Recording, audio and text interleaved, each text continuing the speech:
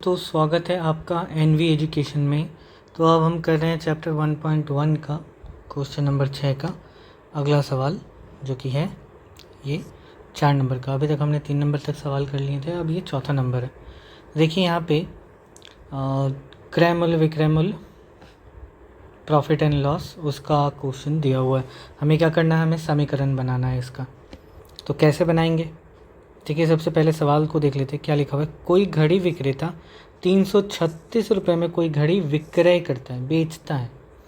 वह जिस रुपए में घड़ी खरीदा था उसे घड़ी विक्रय करने में उतना ही प्रतिशत लाभ होता है। ठीक है, तो उसने जितने रुपए में बेचा था, पता नहीं कितने में, तो हम उसी को ही मान लेंगे। तो हमारा जो, चलिए सॉल्यूशन शुरू करते हैं।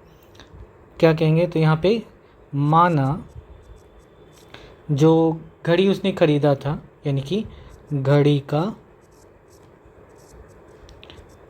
क्रय मूल्य जो है वो हम मान लेते हैं क्या है, x रुपये है। ठीक है, अब घड़ी का क्रय मूल्य अगर x रुपये है तो वो क्या कह रहा है, जितने में खरीदा उतने बेचने के बाद उतना प्रतिशत ही लाभ होता है। तो लाभ प्रतिशत कितना है, तो लाभ प्रतिशत, इसीलिए कितना परसेंट लाभ होगा, जितने में खरीदा था उतना ही प्रतिशत जो है वो लाभ हुआ है उसको। ठीक है, यही सवाल ने कहा है। और घड़ी विक्रेता 336 रुपये में घड़ी विक्रय करता है, और घड़ी का विक्रय मूल्य कितना हो गया तब, तो घड़ी का विक्रय मूल्य 336 रुपये। ठीक है, अब हमें एक चीज़ जाननी है कि क्रय मूल्य विक्रय मूल्य और लाभ में क्या संबंध होता है। तो एक फॉर्मूला यहाँ पे हमें ज़रूरत पड़ेगा, लाभ प्रतिशत लाभ का। ठीक है, प्रतिशत लाभ बराबर क्या होता है, तो प्रतिशत लाभ बराबर हमेशा होता है क्या, विक्रय मूल्य माइनस क्रय मूल्य बटा, नहीं जगह कम हो गया लग रहा है, ओके एक सेकेंड, इसको नीचे लिख देते हैं, बराबर क्या है, विक्रय मूल्य माइनस क्रय मूल्य बाई क्रय मूल्य गुना 100। ठीक है, ये लाभ प्रतिशत लाभ का फॉर्मूला है। अब इसी हिसाब से हम इस चीज़ को लिखेंगे। यहाँ पे क्रय मूल्य हमारे पास क्या है, तो यहाँ पे देखो प्रतिशत लाभ, हमें पता है प्रतिशत लाभ कितना है, x है। तो यहाँ पे लिख देते हैं प्रश्नानुसार प्रतिशत लाभ हो गया x बराबर विक्रय मूल्य कितना है 336 माइनस क्रय मूल्य कितना माना है हमने, x बटा में क्रय मूल्य x गुना 100। अब बस यही अब सॉल्व करने पर हमारा जो समीकरण है वो बन जाएगा। तो यहाँ पर ये तो हो गया x, और चलो इन दोनों को गुना कर दो पहले, तो ये क्या हो जाता है x²। यहाँ पे क्या बचा, ये देखो 36 माइनस एक्स जो है वो 100 से गुना होगा, तो 336 को 100 से गुना करो तो कितना आ जाता है, 33600, यानी 33,600 माइनस एक्स को गुना करो 100 से, तो ये कितना हो जाता है 100x। ठीक है, अब यहाँ पर मैंने पहले बताया है क्या, कि जब भी x² वाला पार्ट हो तो हम सारे के सारे जिधर x² है सब को, बाकी सबको उसी साइड लेकर के आ जाते हैं जहाँ x² है। तो इस पूरे को हम लेके चलेंगे इस तरफ। ठीक है, तो यहाँ देखो कोई गुना वाला पार्ट नहीं है ना, ये प्लस है ये माइनस है, तो प्लस जो है वो इधर जाएगा तो माइनस, माइनस वाला हिस्सा जो है वो अगर दूसरी तरफ जाता है तो वो प्लस। तो हमारे पास यहाँ पे पहले से x² रखा हुआ है, या माइनस का प्लस कर देते प्लस 100x, और ये प्लस का माइनस 33600 बराबर 0, इधर कुछ बचा नहीं है। ठीक है, तो यही हो गया क्या हमारा आंसर। ठीक, तो इस सवाल को करने के लिए हमें इस फॉर्मूले की ज़रूरत पड़ती। ओके, तो चलो अगले सवाल की तरफ बढ़ते हैं। अगला देखो यहाँ पे, क्या है, नदी के धारा का वेग 2 किलोमीटर प्रति घंटा होने पर, नदी के धारा का वेग जो है 2 किलोमीटर प्रति घंटा है। रतन नाविक को एक नदी की धारा के अनुकूल, देखो दो शब्द हैं, अनुकूल और प्रतिकूल, प्रतिकूल, ठीक है। अनुकूल यानी कि साथ साथ चलने वाला, प्रतिकूल मतलब विरोध में चलने वाला, अपोजिट डायरेक्शन में। ये सेम डायरेक्शन मान लो, ये क्या है, ये सेम डायरेक्शन है और ये अपोजिट है, ठीक है। अच्छा, तो नदी की धारा के अनुकूल यानी नदी जिधर बह रही है उधर ही 21 किलोमीटर जाने के बाद पुनः उसी प्रारंभिक जगह पर वापस आने में 10 घंटे का समय लगा, ठीक है। इसी को लेकर के हमें क्या बनाना है, एक समीकरण बनाना है, ठीक है। तो यहाँ पर बनाते हैं। तो सबसे पहले तो ये समझ लो, देखो ज़रा, अगर मान लो ये नदी है, ठीक है, नदी मान लिया इधर बह रही है, नदी इधर बह रही है। अब नदी के बीच में एक नाव है कहीं, ठीक है, ये एक नाव है, ये भी इसी डायरेक्शन में बह रहा है। तो बताओ कि जो नाव है वो तेज़ चलेगी, काफ़ी तेज़ चलेगी। कैसे, अगर मान लिया कि जो नाव का वेग है वह x है और नदी का वेग जो है वो 2 किलोमीटर है, तो नाव का वेग कितना हो जाएगा, ज़्यादा हो जाएगा। नाव जो है x से चल रही थी 2 किलोमीटर और ज़्यादा तेज़ चलेगी क्योंकि एक ही दिशा में दोनों बढ़ रहे हैं। अब यहीं पर अगर नदी यहाँ है, फिर से वापस नदी का डायरेक्शन इधर ही मान लिया। अब हमारा जो नाव है, अब हमारा जो ये छोटू सा नाव है, ये अपोजिट डायरेक्शन में जा रहा है। अब ये इधर जा रहा है, ठीक है, नाव जो है हमारा दूसरे दिशा में जा रहा है। अब यहाँ पे वापस से नाव का जो वेग है वह x है और जो नदी का वेग है वो 2 है। तो अब बताओ, अपोजिट डायरेक्शन में अगर जाएगा तो क्या होगा, वेग कम हो जाएगा। तो कितने से कम होगा, 2 किलोमीटर यानी 2 यूनिट जो यहाँ पे लिखा हुआ है इससे कम हो जाएगा।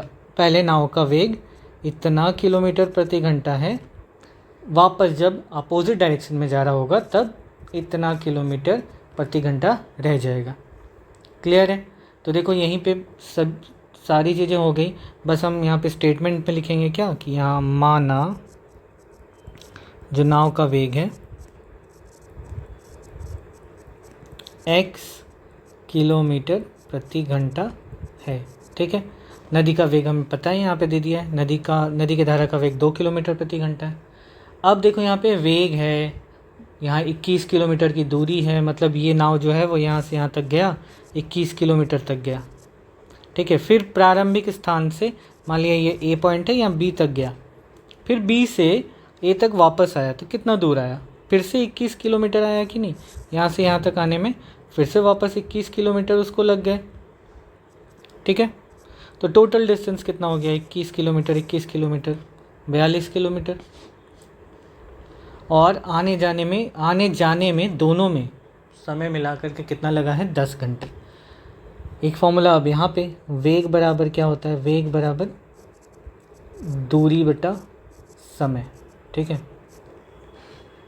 लेकिन हमें जाने का भी समय नहीं पता, आने में भी कितना समय लगा है नहीं पता। हाँ, लेकिन पता है जाने आने में टोटल टाइम कितना लगा है। तो हम क्या करते हैं, यहाँ से ना समय का निकाल लेते हैं। तो समय बराबर क्या हो जाएगा, समय बराबर होगा दूरी बटा वेग, ये होगा, ठीक है। इस फॉर्मूले को यूज़ करके अब हम यहाँ पर सवाल बनाएंगे। तो देखिए, पहले जाने में वेग कितना है, इतना है। आने में वेग कितना है, आने में वेग इतना है। दूरी कितनी थी, जाने में दूरी कितनी है, 21 है। आने में दूरी कितनी है, 21 किलोमीटर है, ठीक है। तो अब समय, प्रश्नानुसार क्या लिख सकते हैं, दोनों में समय निकालते हैं। इसमें समय कितना लगा होगा, इसमें समय लगा होगा पहले में, इस वाले में समय कितना लगा होगा, दूरी बटा वेग फॉर्मूला है, दूरी कितना है 21, वेग कितना है x प्लस 2, जाने में इतना घंटा समय लगा होगा, और आने में कितना समय लगा होगा, ठीक है। आने में कितना समय लगा, 21 किलोमीटर आया है, दूरी बटा वेग यानी x माइनस 2, ठीक है। अब इन दोनों समय को मिला करके यानी जोड़ करके कितना समय लग गया उसको, 10 घंटे का समय लग गया, और ये हमारा समीकरण बन गया है। अब हम बस इसको सॉल्व करेंगे। कैसे करेंगे? तो कर दो यहाँ पे, ये हो गया x प्लस 2 और ये हो गया x माइनस 2। ठीक है, कलर चेंज कर लेते हैं, ब्लैक रहने दो। अब ये सॉल्व करना तो उम्मीद है आपको आता ही है अच्छे से। तो यहाँ पे x प्लस 2 कट गया, बचा क्या x माइनस 2। तो 21 गुना x माइनस 2, फिर ये प्लस, यहाँ पे x माइनस 2 कट गए, यहाँ क्या बचा 21 गुना x प्लस 2 और इधर बराबर 10। ठीक है, अब ऊपर गुना कर दो, तो 21x माइनस 21 दूनी 42, फिर प्लस 21x और ये प्लस 42। नीचे देखो एक फॉर्मूला है, a plus b a minus b, a plus b into a minus b, a plus b into a minus b क्या होता है a square minus b square, यानी 2 का स्क्वायर कितना हो जाएगा 4, और यहाँ पे बराबर 10 इधर है ही। ठीक है, अब कर दो इसको क्रॉस मल्टीप्लाई और देखो यहाँ पे कट रहा है ये 42 प्लस माइनस 42 प्लस 42, ये दोनों कट गए। अब ये दोनों जब कट गए तो बचा क्या ऊपर में, एक 21x और ये 21x, कितना हो गया 42x, और ये हमने कर दिया क्रॉस मल्टीप्लाई इधर, तो 10 से गुना हो गया एक्स स्क्वायर माइनस 4, इधर ये 42x, इसको छोड़ देते हैं अभी के लिए। देखिए ये 10x स्क्वायर और माइनस 10 चौक 40। ठीक है, अब मैंने वापस से बताया क्या, जिधर x स्क्वायर है सब को उसी तरफ लेके चले जाओ। सबको उधर ले जाने का मतलब सिर्फ यही तो बचा है, इसको इधर लेके चले आते हैं। तो यहाँ पे क्या हो गया, कुछ नहीं बचेगा, 0 बराबर 10x स्क्वायर, यहाँ पे प्लस है इधर जाएगा तो माइनस 42x और ये माइनस 40 इधर है ही। अब देखो कुछ लोग बोलेंगे कि सर अभी तक आंसर तो आया नहीं है, हमारा समीकरण तो बन गया। एक चीज़ लास्ट में चेक कर लेना, देखना कोई कॉमन नंबर है कि नहीं दोनों में, मतलब इन सब में। ठीक है, अब एक काम करते हैं, इस पूरे को ना इधर लिखते हैं। ठीक है, कोई दिक्कत नहीं है, 0 है एक तरफ तो हमें लिखने में कोई प्रॉब्लम नहीं है। ठीक है, अब देखो सब में 2 गुना है, 2 गुना 5 है, 2 गुना 21 है, 2 गुना 20 है कि नहीं? तो 2 कॉमन है, 2 निकाल लो बाहर, 2 गुना 5 है, 2 पच्चे 10 माइनस 21 गुना 2 42 होता है, 21x माइनस यहाँ पे 20 दूनी 40 होता है, तो 20 बच गया, 2 हमने निकाल लिया। अब ये 2 अगर मैं इधर भेजूँगा तो 0 के साथ कुछ भी हो करके वो 0 ही हो जाएगा, तो बचेगा क्या मेरे पास 5x square minus 21x minus 20 equal to 0, और ये हो गया हमारा समीकरण तैयार। उम्मीद है समझ आया होगा। चलिए करते हैं अगला सवाल, 6 नंबर क्वेश्चन। अब 6 नंबर देखो क्या लिखा हुआ है, हमारे घर के बगीचे सफाई करने में महीम की अपेक्षा मजीद को 3 घंटा कम समय लगा, वे दोनों मिलकर उसी काम को 2 घंटे में समाप्त कर देते हैं। देखो अगर नई किताब में करेक्शन किया हुआ है तो कर लेना, मतलब ठीक है, नहीं किया हुआ है तो इस कम को ना ज़्यादा कर देना।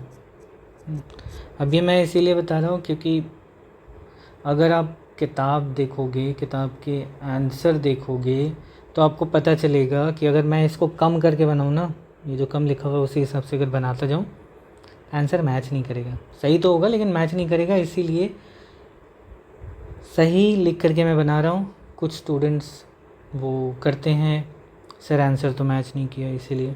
ठीक है, पहले मैं ज़्यादा करके बताता हूँ, फिर कम का देखते हैं क्या करना है। ओके, तो हमारे घर के बगीचे की सफाई करने में महीम की अपेक्षा मजीद को 3 घंटा ज़्यादा समय लगा, वे दोनों मिलकर उसी काम को 2 घंटे में समाप्त कर देते हैं। महीम की अपेक्षा मजीद को ज़्यादा समय लगा, मजीद को ज़्यादा समय लगा, तो अगर महीम को यहाँ पे मान लिया, माना महीम को ये कुल बगीचा मान लेते हैं एक, महीम को एक काम करने में x घंटा समय लगता है।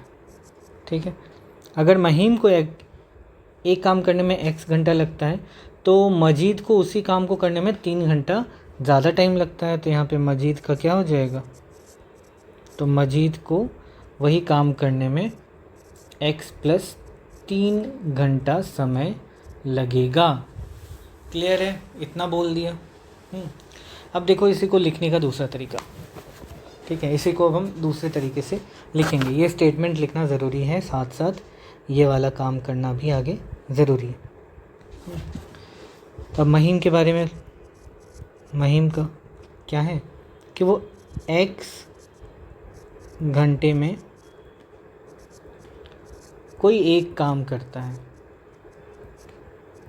ठीक है, तो अगर उसको सिर्फ 1 घंटा दिया जाए, देखो दोनों ने 2 घंटे करके, दोनों ने मिलकर 2 घंटा काम करके काम ख़त्म कर दिया।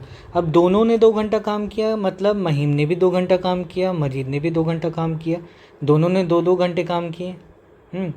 एक ही ड्यूरेशन में, मान लिया 2 से शाम के 2 से 4 बजे तक, इस 2 घंटे में इन दोनों ने काम किया। 2 घंटा ये भी तो किया है, तो 2 घंटा ये भी तो किया है। ऐसा थोड़ी दोनों ने फिर 4 घंटे काम किए, नहीं, 2 घंटे में ही दोनों ने मिल करके काम कर दिया, 2 घंटे में किया। ठीक है, महीम ने 2 घंटे, मजीद ने 2 घंटे, तो हम उसी हिसाब से यहाँ से निकालेंगे।